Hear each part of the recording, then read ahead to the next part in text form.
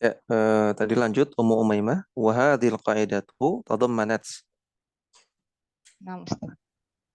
Wa hadhil qa'idatu tadammanat aslaini azimaini zakarahuma al-imamu Ahmadu wa ghairuhu minal a'immati wa dalla alaihima al-kitabu was sunnatu fi mawadi'in Fi mislu mawadhi'a.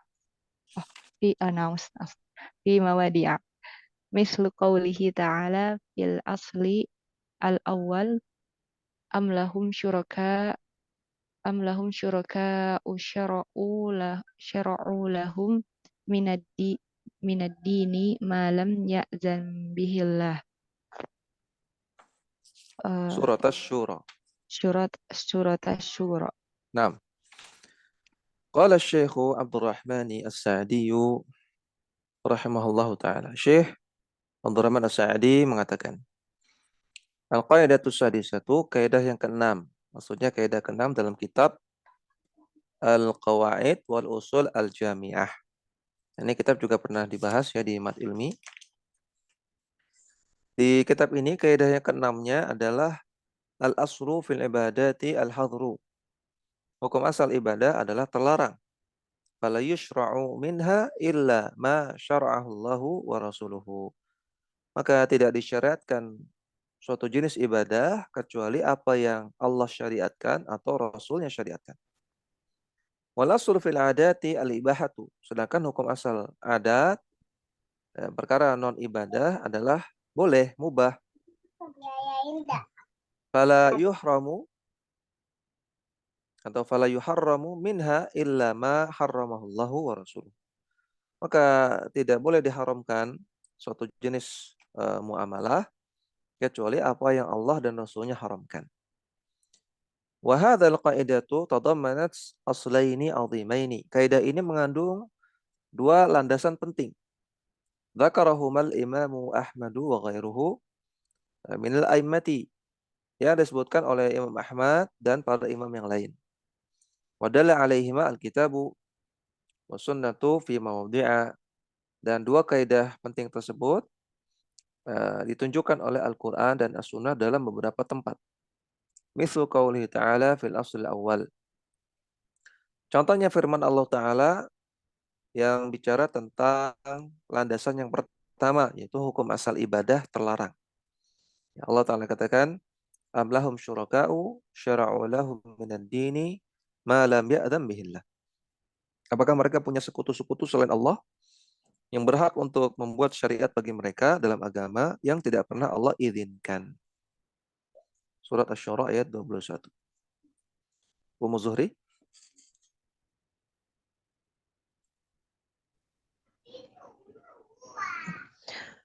Wa bayanu dzalika annal ibadata hiya ma umira bihi amru ijabin aw istihbabin. Fa kullu wajibin aujabahu Allah wa rasuluhu aw mustahabbun fa huwa ibadatun ya'budullah bihi wahdah wa yudanullahu bihi. Faman Aman. aujaba aw istahabba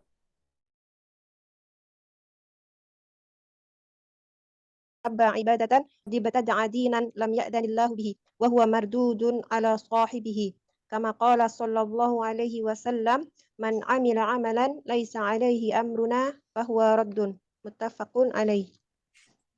Nah, wa bainu dzalika, penjelasannya adalah annal ibadata hiya ma umira bihi amru ijabin. Bahwasanya ibadah adalah apa yang Allah perintahkan atau apa yang diperintahkan oleh Allah dengan perintah yang sifatnya kewajiban au istihbabin atau perintah yang sifatnya penganjuran. Ya, ini definisi lain dari ibadah. Fakullu wajibin aujabahu Allahu wa rasuluhu mustahabun. Ya, au mustahabun fahuwa ibadatun. Maka semua kewajiban dalam agama yang Allah wajibkan atau diwajibkan oleh Rasulullah atau dianjurkan oleh Allah dan Rasulnya, maka itu ibadah. Nah, ini definisi lain dari ibadah ya. Ibadah adalah semua yang hukumnya wajib atau sunnah. Semua yang hukumnya wajib atau mustahab, maka itu ibadah. Ya'budullaha bihi wahdahu. yang seorang hamba menyembah Allah bihi dengan perbuatan ibadah tersebut wahdahu semata, Allah semata. Wa yudanullahu bihi, dan Allah Ta'ala disembah bihi dengan ibadah tersebut. Faman aujaba aw istahabba ibadatan lam yadulla 'alaiha alkitab walas sunnatu. Maka barang siapa yang mewajibkan atau menganjurkan. Perhatikan ya, tidak hanya mewajibkan tapi juga menganjurkan. Siapa yang mewajibkan atau menganjurkan suatu jenis ibadah yang tidak ada dalilnya dari Al-Qur'an dan As-Sunnah, faqad ibtada'a dinan. Maka dia telah membuat kebid'ahan atau membuat suatu ajaran agama yang baru. Lam ya'dzanillahu bihi, yang tidak pernah Allah izinkan. Ya, maka menganjurkan sesuatu dalam agama juga harus hati-hati. Ya, harus berdasarkan ilmu, berdasarkan dalil. Nggak boleh menganjurkan sesuatu yang tidak ada dalilnya. Bahwa mardudun ala sahibihi, dan amalannya tertolak ya, dari pelakunya. Maka sallallahu alaihi wasallam sebagaimana Nabi bersabda, "Man 'amila 'amalan laisa 'alaihi amruna fahuwa raddun." Ay mardudun. Siapa yang mengamalkan amalan yang tidak ada tuntunannya dari kami, maka tertolak. Muttafaqun alaih. Ummu Maryam.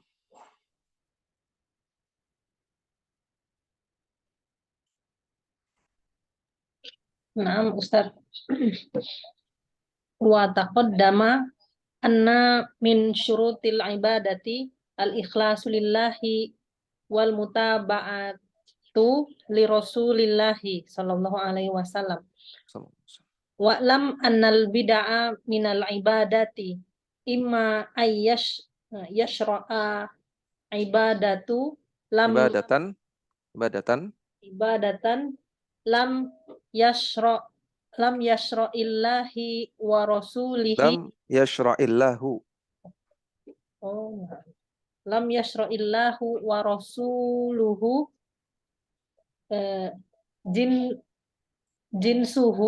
jinsaha aslan au syara'ahallahu wa rasuluhu ala sifatin au fi zamanin au makanin makhsusin summa ghayyarahal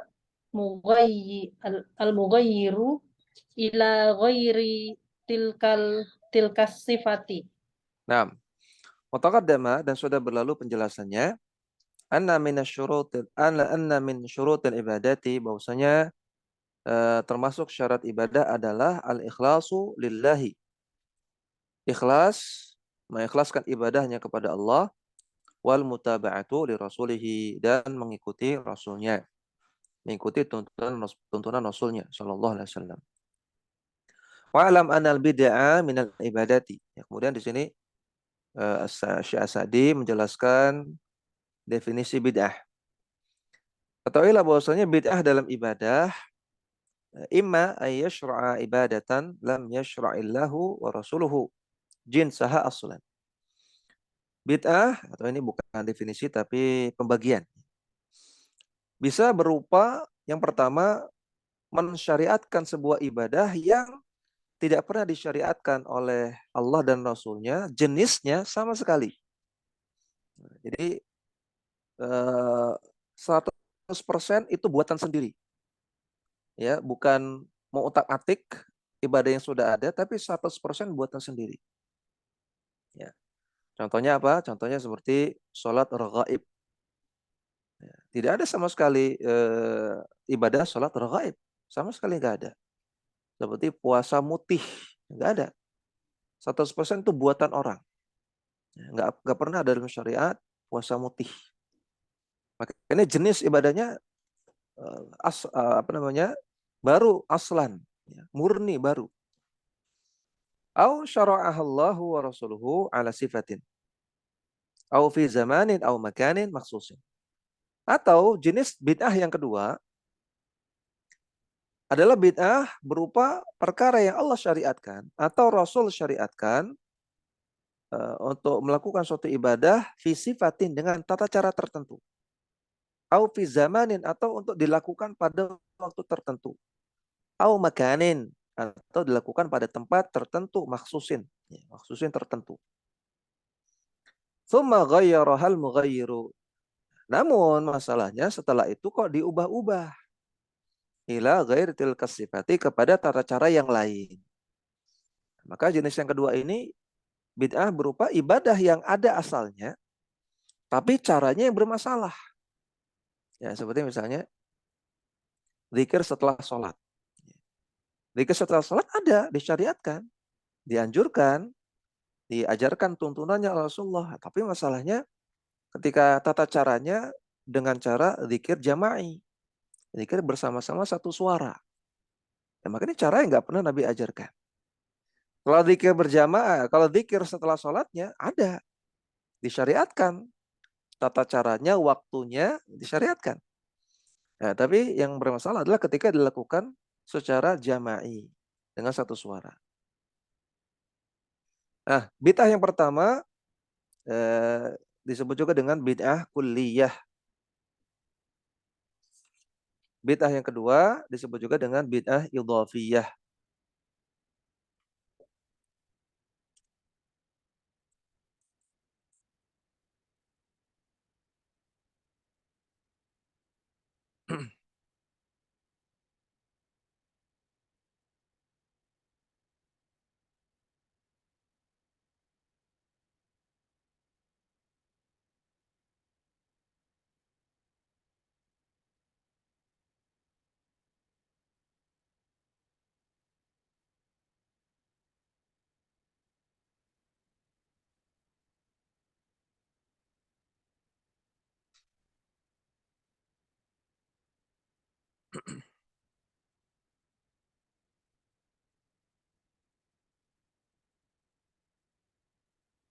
Ya, yang pertama disebut dengan bid'ah kulliyah atau bid'ah haqiqiyah.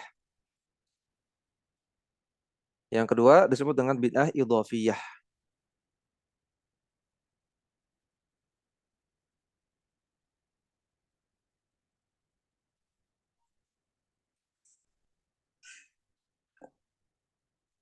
Ya, kaman aujaba, silakan dibaca Ummu Fudail. Ahsanallahu ilaikum. Qala al-mu'allifu hafizahullah ta'ala kaman aujaba salatan au sauman au ghairahuma minal ibadati bi ghairi ijabin minallahi wa rasulihi au ibtada'a mubtadi'ul wuqufi bi arafati au musdalifat bi arfatin au musdalifatin au ramiyal jimara fi ghairi waqtiha aw istahabba mubtadi'u ibadati fi waqtin minal awqati aw makanin minal amkinati bighairi hudan minallahi wa hujjatin syar'iyyatin wallahu ta'ala huwal hakimu li'ibadihi ala lisani rasulihi fala hukma illa hukmihi wala dina ila dinihi. Nah, kaman aujaba salatan au sauman au ghairahuma. Sebagaimana orang mewajibkan sebuah salat yang baru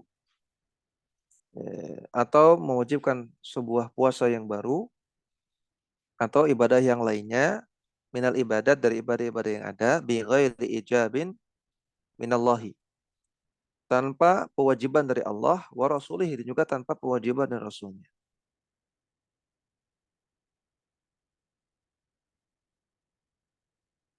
Ya, kalau ini nampaknya masuknya ke bid'ah hakikiyah, ya, mewajibkan sholat yang baru atau puasa yang baru. Aw ibtada'a mubtadi'un al-wuqufa bi arafata atau bi arafatin au muzdalifatin au ramil jimari fi ghairi waqtiha. Atau kalau seorang mubtadi, seorang al-bid'ah membuat kebid'ahan berupa wukuf di Arafah atau wukuf di Muzdalifah atau melempar jumroh pada bukan waktunya. Nah, ini bid'ah idhofiyah. Ya. Wukuf di Arafah ada. Ya, wukuf di Muzdalifah ada syariatnya. Melempar jumroh ada. Tapi kalau waktunya tidak sesuai dengan aturan syariat, ya, wukuf di Arafah tanggal 8 Zulhijjah misalnya. Ya, kemudian wukuf di Muzdalifah malam 9. Ya, maka ini membuat aturan yang baru. Ibadahnya ada asalnya, tapi membuat aturan yang baru. Maka ini bid'ah idhofiyah. Awistahabba mubtadi'un ibadatan. Atau seorang ahlu bid'ah menganjurkan suatu ibadah. Fi waqti minal awqat. Pada suatu waktu tertentu. Au makanin. Atau suatu tempat tertentu minal amkinah. Bi ghairi hudan minallah. Tanpa dalil dari Allah. Tanpa dalil dari Allah. Wa hujjatin syar'iyatin, dan tanpa hujjah syar'iyah. Maka ini termasuk bid'ah idhofiyah. Ya. Ibadahnya ada tapi waktunya nggak benar. Allah Ta'ala huwal hakimu li'ibadihi. Padahal Allah Subhanahu wa Ta'ala dialah yang berhak untuk menghukumi atau menentukan hukum bagi para hambanya. Ala lisani rasulihi, melalui lisan para rasulnya. Atau melalui lisan rasulnya. Fala hukma illa hukmuhu, wala dina illa dinuhu. Tidak ada hukum kecuali hukum Allah, dan tidak ada agama kecuali agama dari Allah. Sekian dari kitab Al-Qawaid wal Usul Al-Jami'ah dari Syekh Abdurrahman bin Nasir As-Sa'di. Ini kitab bagus ya. Andaikan para akhwat ada yang belum pernah ikut, nanti mungkin setelah selesai kitab ini, kitab Dirasah wa Tahqiq ini, kita lanjut ke kitab Qawaid wal Usul Al-Jami'ah nih. Tapi nanti kita survei dulu berapa banyak yang belum pernah ikut, karena dulu pernah kita daurahkan di Mahat Ilmi ya. Tapi memang tidak semua angkatan. Jadi andaikan yang belum pernah belajar itu banyak, nanti kita ulang. Tapi kalau sudah banyak yang pernah ikut, ya nanti kita bahas kitab yang lain insyaallah ya. Nah, kitab ini kitab Al-Qawaid wal Usul Al-Jami'ah, itu bagian belakangnya ada kitab Furuq Fiqhiyah ya, Furuq Fiqhiyah. Dan ini juga pelajaran penting juga. Ya, masih terkait dengan usul fikih dan juga qawaid fiqhiyah. Jadi ini insya Allah akan kita bahas kalau memang belum pernah mendapat pelajarannya. Tapi kalau sudah banyak yang dapat, kita pindah ke kitab yang lain nanti. Ya, kemudian al-faslu tsalitsu, fasal yang ketiga. Asarul qaidati wa tatbiqatiha wa tatbiqatuha. Pengaruh dari kaidah ini, pengaruh dari kaidah al-asru fil ibadati al-man'u, dan bagaimana penerapan-penerapannya. Fi hadzal fasli arba'atu mataliba. Dalam fasal ini ada 4 poin. Yang pertama, asma'ullahi wa sifatuhu tauqifiyatun. Nama dan sifat Allah itu tauqifiyah. Yang kedua, alfadzul adzkari tauqifiyatun. Lafaz-lafaz dzikir itu juga tauqifiyah. Al-matlabu tsalits, yang ketiga, al-man'u minal ghuluwi fid din. Larangan berbuat berlebihan dalam beragama. Poin yang keempat, masailu mutafarriqatun. Beberapa atau serba-serbi masalah. Al-matlabul awwalu, yang pertama, asma'ullahi wa sifatuhu tauqifiyatun. Nama dan sifat Allah itu tauqifiyah. Artinya harus berdasarkan dalil. Harus berdasarkan nas. Maka ini ada kaitannya dengan kaidah tadi ya. Al-aslu fil ibadah al-man'u. Ya. Al-aslu fil ibadah al-man'u kan siyak yang lainnya. Al-aslu fil ibadah at-tauqifu. Ya, hukum asal ibadah adalah tauqifiyah. Ya. Maka demikian juga nama dan sifat Allah juga tauqifiyah. Ya, silakan dibaca. Ummu Ihsan.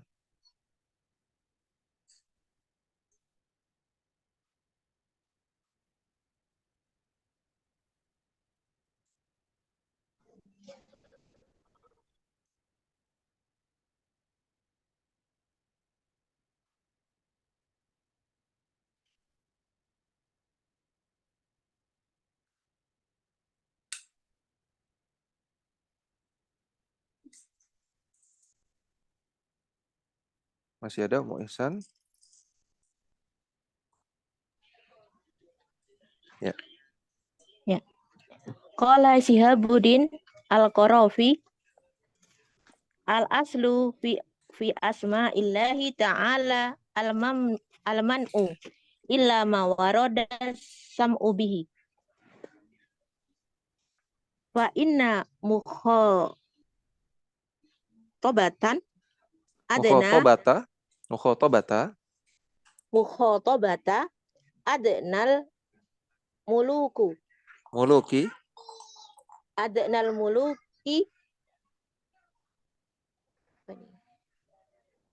tafut taftaqiru taftaqiru ila ma'rifatin ma'adanu ma'rifati ila ma'rifati ma'adanu fihi min tasmiyatihim tasmiyatihim wa muamalatihim hatta ya'lama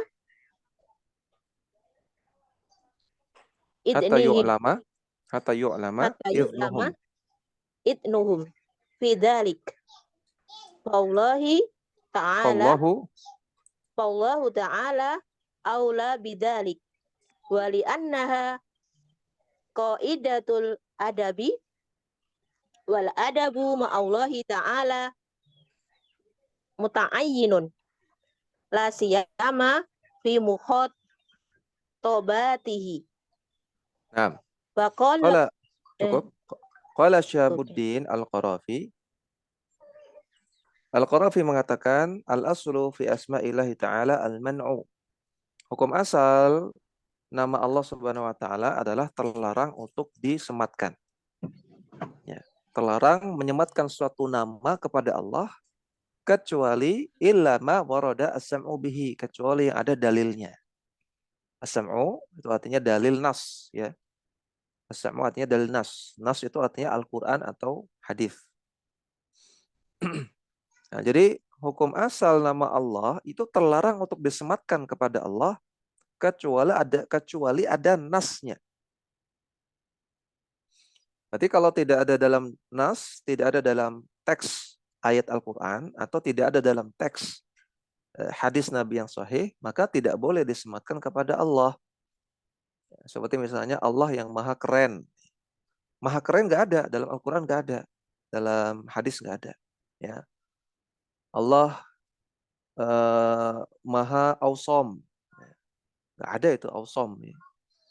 Atau sang pembuat skenario terbaik. Allah sang pembuat skenario terbaik. Nggak ada itu. Maka nama-nama seperti ini nggak boleh disematkan kepada Allah.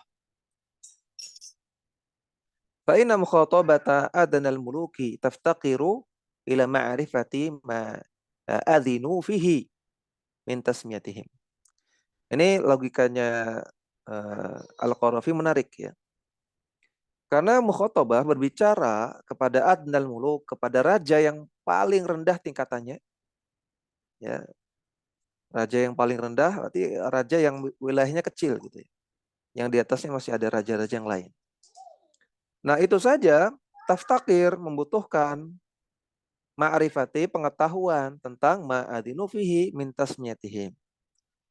Tentang apa saja yang diizinkan untuk memanggil mereka. Tasmiyah, mengambil nama mereka. Ya, misalnya kalau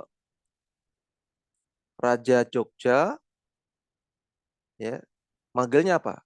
Raja Jogja manggilnya Kanjeng Sultan. Nah, kalau Raja Jogja dipanggilnya Datuk, dipanggilnya apa? Kapten, nggak bisa. Ya. nanti akan menjadi dianggap merendahkan, ya. Kepada Raja Jogja kalau dipanggilnya Datuk, ya, atau dipanggilnya Syekh. Wahai Syekh Hamengkubuwono, nah, ini kan nggak pas. Nah, sebelum ketemu dengan Raja Jogja harus cari tahu dulu panggilan apa yang paling tepat, yang pantas untuk memanggil Raja Jogja. Oh, setelah ditelusuri, ya, dari informasi yang ada, oh, manggilnya ternyata dengan apa tadi? Kanjeng Sultan, ya. Wa muamalatihim, dan mencari tahu bagaimana cara bermuamalah dengannya. Ah, ya, harus apa? Duduk bersimpuh, ya, atau harus minta maaf dulu atau bagaimana?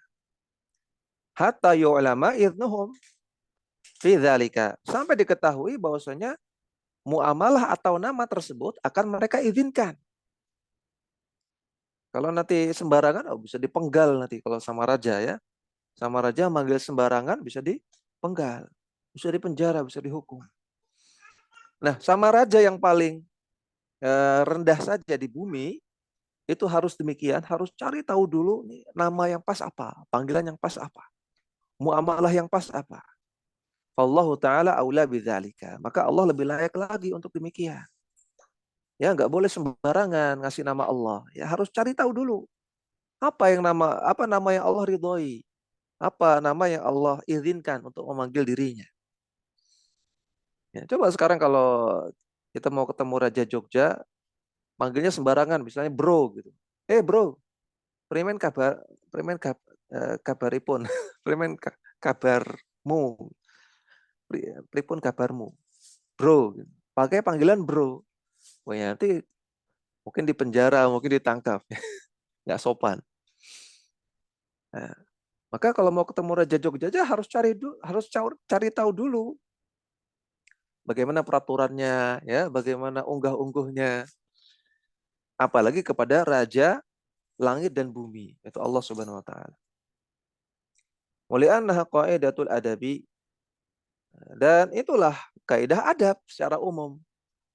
Kaidah adab secara umum adalah untuk bermuamalah dengan seseorang, kita cari tahu dulu bagaimana ya sikap yang terbaik. Wal adabu ma'allahi ta'ala muta'ayinun. Sedangkan adab kepada Allah itu hukumnya wajib. La siyama fi mukhatabatihi. Lebih lagi dalam berbicara kepada Allah, berdoa kepada Allah, menyebut nama Allah, ya, maka harus lebih beradab lagi. Nah, ini argumen yang disampaikan oleh Al-Qarafi menariknya. Kemudian qala Ibnu Qayyim al-Jauziyah. Ibnu Qayyim al-Jauziyah mengatakan, ma yutlaqu alaihi subhanahu fi babil asma'i was sifati tauqifiyun. Nama yang disematkan kepada Allah Subhanahu wa taala, ya, atau apa perkataan yang disematkan kepada Allah Subhanahu wa taala dalam bab asma wa sifat itu tauqifiyah. Artinya harus berdasarkan dalil, menunggu dalil. Wa ma yutlaqu alaihi minal akhbari la yajibu ay yakuna tauqifiyan. Adapun yang disematkan kepada Allah berupa khobar, maka tidak harus tauqifi, tidak wajib tauqifi. Kal qadimi wasyai'i wal mawjudi wal qaimi binafsihi. Seperti, ya, contoh khobar adalah qadim. Ya, Allah itu qadim, Allah itu sudah ada sejak dahulu. Nah, ini kalau menyebutkan Allah itu qadim, boleh. Ya, tapi kalau mengatakan nama Allah adalah Al-Qadim, nggak ada. Nama Allah adalah Al-Qadim, nggak ada. Ya, di dalam Al-Quran nggak ada, dalam hadis nggak ada. Tapi kalau sekadar khabar mengabarkan bahwasanya Allah itu qadim, Allah itu sudah ada sejak dahulu tanpa awal, maka itu boleh. Wasyai, Allah itu syai, Allah itu entitas, sesuatu. Allah itu ada bentuknya, ada surahnya, ada bentuknya. Ya, Allah bukan sesuatu yang nol, yang nol, ya. Maka Allah itu syai. Kalau mengatakan Allah itu syai, Allah itu sebuah entitas, boleh. Tapi kalau mengatakan di antara nama Allah adalah asy-syai', nah ini nggak boleh. Karena tidak ada dalilnya. Wal maujudu, Allah itu ada. Nah, ini kan bentuk khobar juga. Allah itu ada. Ini khobar. Kalau mengatakan Allah itu salah satu namanya al-maujud. Nah, ini nggak ada dalilnya. Tapi kalau sekedar mengabarkan bahwasanya Allah itu ada, boleh. Al-qaim binafsihi. Nah, ini juga untuk khobar. Mengabarkan bahwasanya Allah itu bisa berdiri sendiri. Artinya bisa ada tanpa harus dibantu oleh makhluknya. Ya. Allah bisa melakukan apapun tanpa butuh kepada makhluknya. Al-qaim binafsihi. Sekedar mengabarkan demikian boleh, tapi kalau mengatakan nama Allah Al-Qaim itu enggak ada. Fahadha faslul khitabi fi mas'alati asmahi hal hiya tauqifiyatun aw yajuzu ayyutlaqa alaihi minha ba'du ma lam yarid bihi as-sam'u. Maka inilah pembeda atau inilah patokan dalam permasalahan nama-nama Allah Subhanahu wa taala apakah tauqifiyah ataukah tidak, ataukah boleh disematkan kepadanya sebagian khobar yang tidak terdapat di dalam dalil. Jadi patokannya adalah apa niat kita. Kalau niat kita menyebut nama tasmiyah, maka harus berdasarkan dalil. Kalau niat kita adalah ikhbar, menyebutkan khobar tentang Allah, maka tidak harus berdasarkan dalil. Namun menyebutkan khobar pun ada kaidah-kaidahnya ya. Jadi nggak sembarangan ya. Nggak sembarangan. Nanti insya Allah akan kita jelaskan pada pertemuan yang akan datang ya. Bagaimana kaidah-kaidah menyebutkan khobar tentang Allah Subhanahu wa taala. Ya, ini bisa kita sampaikan pada kesempatan kali ini, mudah-mudahan bermanfaat. Mudah-mudahan menambah iman kita, menambah takwa kita kepada Allah, menambah takut kita kepada Allah Subhanahu wa taala, dan juga menambah amalan-amalan soleh yang bisa kita amalkan pada kehidupan sehari-hari. Huruf K pada kata kaman aujaba itu K jar ya. K huruf jar. Ya, artinya seperti. Ya, man itu kan isim. Nah, jadi bisa ketemu nih. Jadi itu K plus man. Ya, jelas ya. Nah, kita cukupkan. Wassalamualaikum warahmatullahi wabarakatuh. Wa akhiru da'wana alhamdulillahi rabbil alamin. Subhanakallahumma wa bihamdika asyhadu an la ilaha illa anta astaghfiruka wa atubu ilaik. Assalamualaikum warahmatullahi wabarakatuh.